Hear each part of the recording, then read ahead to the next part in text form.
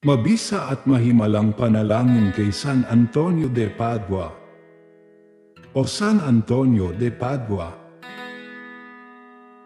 banayad at makapangyarihan sa pagtulong, ang iyong pag-ibig sa Diyos at sa Kanyang mga nilalang ay dahilan upang ikaw ay maging karapat-dapat na italagang tagatulong sa madlang nangangailangan.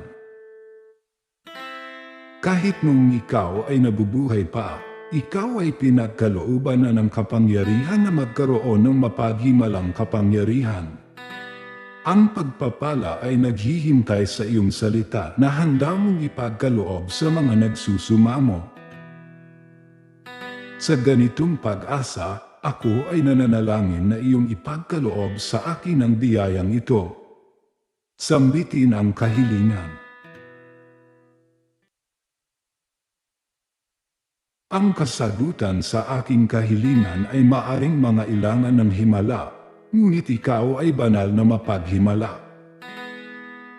O mapagmahal na San Antonio, may pusong umuunawat sa mga nangangailangan.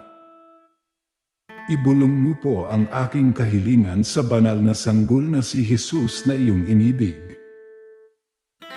at pinaglingkuran sa buo mong buhay.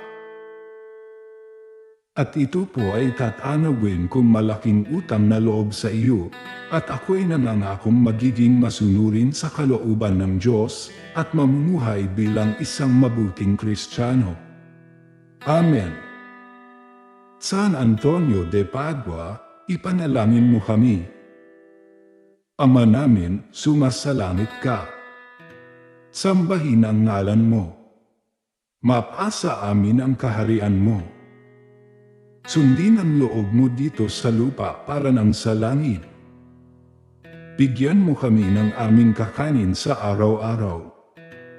At patawarin mo kami sa aming mga sala, para ng pagpapatawad namin sa nagkakasala sa amin. At huwag mo kaming ipahintulot sa tukso.